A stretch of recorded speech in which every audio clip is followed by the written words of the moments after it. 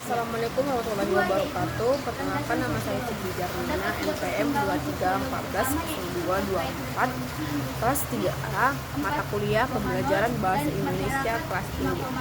Di sini saya akan membahas tentang materi tentang tujuan analisis kurikulum merdeka. Oke. Tujuan kurikulum merdeka memiliki tujuan untuk mewujudkan pembelajaran yang bermakna dan efektif dalam meningkatkan keimanan, ketakwaan kepada Tuhan Yang Maha Esa dan akhlak mulia, serta menumbuhkan cipta rasa kepada peserta didik sebagai pelajar sepanjang hayat yang berkarakter Pancasila. Dalam pembukaan Undang-Undang Dasar 1945 tertulis bahwa cita-cita bangsa Indonesia yang menjadi arah kebijakan pemerintah, termasuk kebijakan untuk dunia pendidikan, yaitu melindungi segenap bangsa Indonesia dan seluruh tumpah darah Indonesia, dan untuk memajukan kesejahteraan umum, mencerdaskan kehidupan bangsa, dan ikut melaksanakan ketertiban dunia yang berdasarkan kemerdekaan, perdamaian abadi, dan keadilan sosial. Tujuan tersebut dengan demikian mengarahkan agar pendidikan mampu menyiapkan peserta didik menjadi warga negara Indonesia sekaligus warga negara dunia yang mampu menjaga dan mengembangkan warisan budaya bangsa, yang terdorong untuk berkontribusi aktif dalam memajukan kesejahteraan dalam lingkungan nasional maupun global. Baik, profil pelajar Pancasila dirumuskan sebagai pelajar Indonesia merupakan belajar sepanjang hayat yang komponen, berkarakter, dan berperilaku sesuai dengan nilai-nilai Pancasila. Dimensi profil Pancasila yaitu 1. Sebagai materi pembelajaran dalam kegiatan intrakurikuler, di mana pengintegrasian dimensi profil Pancasila dalam intrakurikuler dilakukan dalam bentuk capaian pembelajaran, tujuan pembelajaran, dan materi pokok pembelajaran. Yang kedua, sebagai pengalaman pembelajaran atau strategi pengajaran yang digunakan guru. Penguatan dimensi profil Pancasila ini, belajar Pancasila perlu dilakukan melalui pengalaman belajar langsung dan terkait dengan pengetahuan sebelumnya serta minat peserta didik. Yang ketiga, sebagai proyek kegiatan sebagai proyek kegiatan kokurikuler, di mana kegiatan ini fokus pada pendidikan karakter. Untuk upaya mencapai profil Pancasila tidak cukup hanya melalui intrakurikuler, seperti yang ditemukan dari hasil evaluasi bahwa banyaknya materi pelajaran yang perlu dipelajari peserta didik membuat kurang waktunya untuk mencapai materi pelajaran. Oke, baik, masuk yang kedua B, prinsip-prinsip perancangan kurikulum merdeka. 1. Pengembangan kompetensi dasar dan karakter. Dalam upaya untuk menumbuh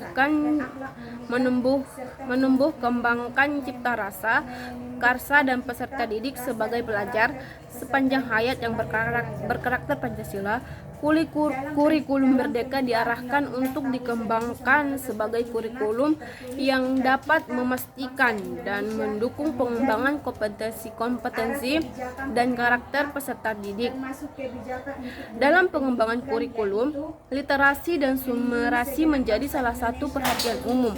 Literasi didefinisikan sebagai kemampuan peserta didik dalam memahami, menggunakan, dan mengevaluasi, merefleksi berbagai jenis teks untuk menyelesaikan masalah.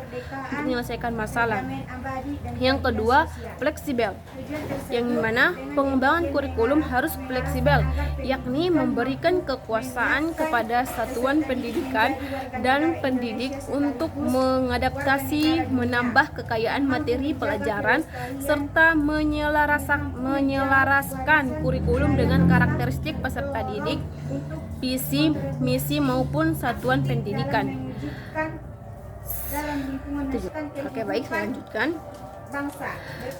Fleksibilitas juga menjadi prinsip dalam implementasi kurikulum.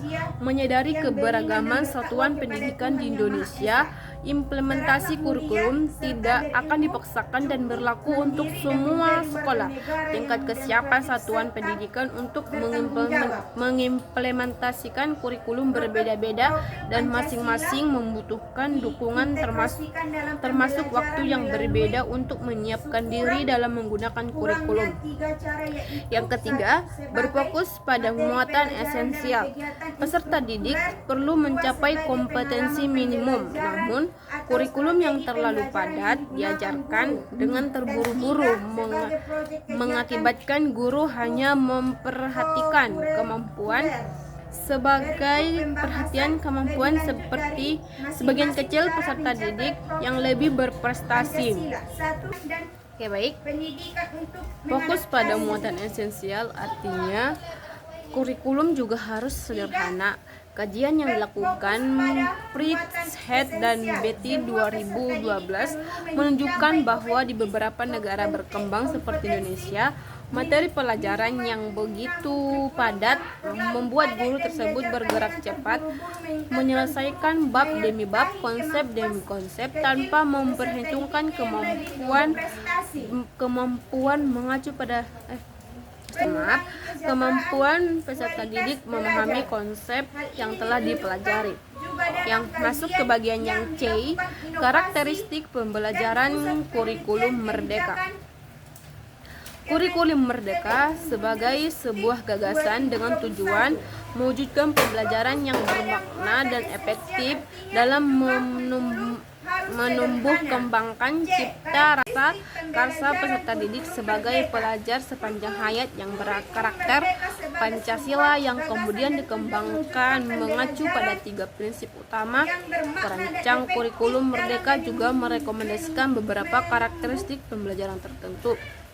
Karakteristik pembelajaran tertentu ini berperan penting dalam mendukung tercapainya tujuan kurikulum merdeka dan dirumuskan sedemikian rupa berdasarkan pada landasan-landasan filosofis seperti sosiologis, psikopedagogis.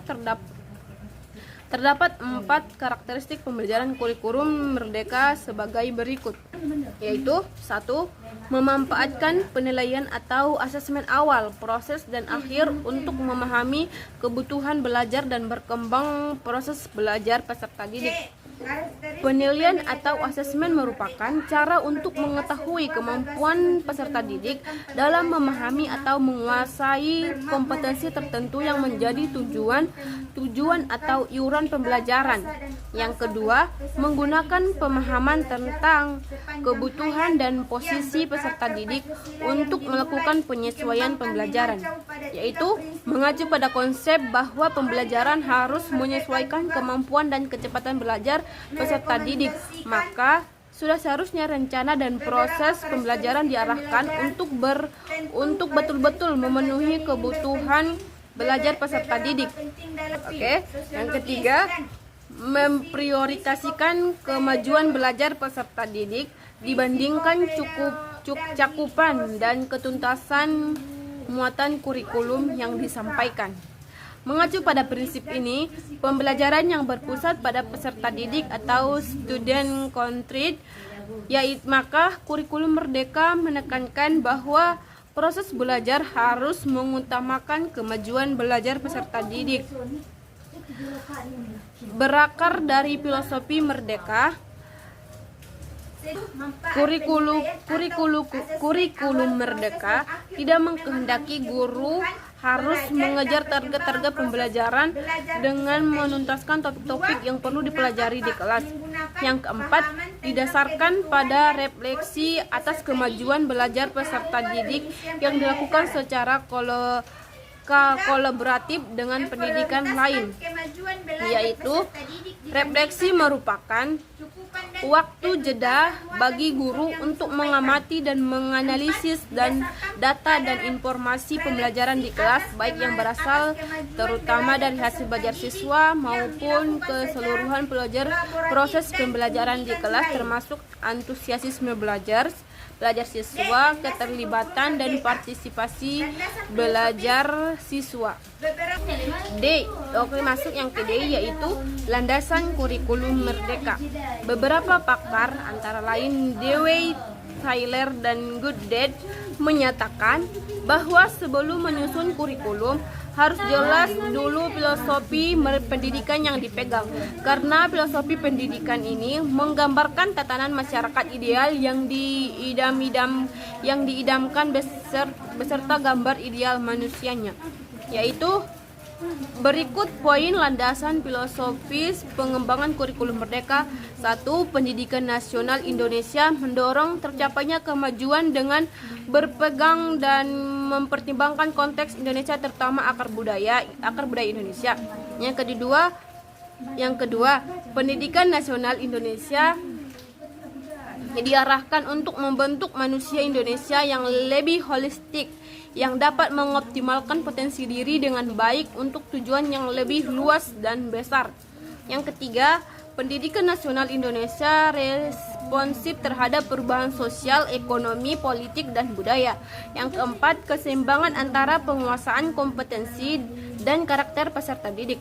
Kelima, kekuasaan satuan pendidikan dalam menyusun kurikulum untuk mengimplementasikannya. Keenam, pembelajaran perlu melayani keberagaman dan menyesuaikan dengan tingkat perkembangan peserta didik. Ketujuh, pelaksanaan pembelajaran diselenggarakan dalam suasana belajar yang interaktif, inspiratif, menyenangkan dan menantang dan memotivasi peserta didik. Yang kedelapan, guru memiliki otoritas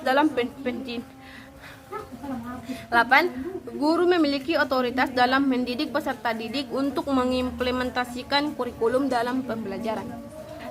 Yang kedua, landasan sosiologi. Terdapat 3 pertimbangan sosiologi utama, yaitu terkait revolusi industri dan masyarakat, dinamika global, dan keberagaman sosial masyarakat Indonesia. Yang ketiga, landasan Yang ketiga, landasan psikopedagogis.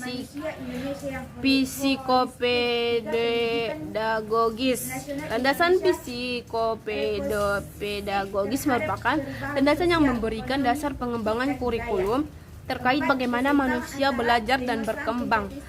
Penggabungan teori psikologi, perkembangan, dan pedagogi ini dimaksudkan untuk memastikan bahwa pengalaman belajar disesuaikan dengan kebutuhan dan kapasitas peserta didik, sehingga menghasilkan keterlibatan aktif dan hasil pendidikan yang lebih baik. Yang keempat, landasan historis. Pengembangan kurikulum nasional perlu didasarkan pada pertimbangan historis, terutama untuk melihat konteks perubahan kurikulum yang pernah dilakukan. Konteks dalam hal ini terkait dengan perubahan sosial, politik, dan wacana global terkait pendidikan yang menjadi sebab dan dasar pembaruan kurikulum. Secara historis, sejak Indonesia merdeka telah menjadi pergantian kurikulum lebih kurang 10 kali. Yang pertama, kedua dan ketiga masih disebut sebagai rencana pembelajaran, yaitu pada tahun 1947, yang kedua sampai 1952 dan 1964. Disusul lahirnya kurikulum 1968, 1975, 1984, 1994, 2004 sampai 2006 dan 2013. Ya, terdapat konteks dan semangat yang beberapa di antara kurikulum nasional tersebut. Yang kelima, landasan yuridis. Pengembangan kurikulum dan pelaksanaan kurikulum merdeka didasarkan pada perundang-undangan, peraturan dan kebijakan nasional dalam bidang pendidikan yang terdapat dalam deskripsi berikut ini. 1. Undang-Undang Nomor 20 Tahun 2003 tentang Sistem Pendidikan Nasional. Yang kedua, Peraturan Pemerintahan Nomor 57 Tahun 2001 tentang Standar Nasional Pendidikan dan Peraturan Perundang-undangan Nomor 4 Tahun 2002 tentang perubahan atas Peraturan Pemerintah Nomor 57 Tahun 2001 tentang Standar Nasional Pendidikan. Yang ketiga, Peraturan Presiden Nomor 8 Tahun 2012 tentang Kerangka Kualifikasi Nasional Indonesia. Yang keempat, Peraturan Presiden Nomor 18 Tahun 2020 tentang Rencana Pembangunan Jangka Menengah Nasional 2020 sampai 2024. Yang kelima atau yang terakhir,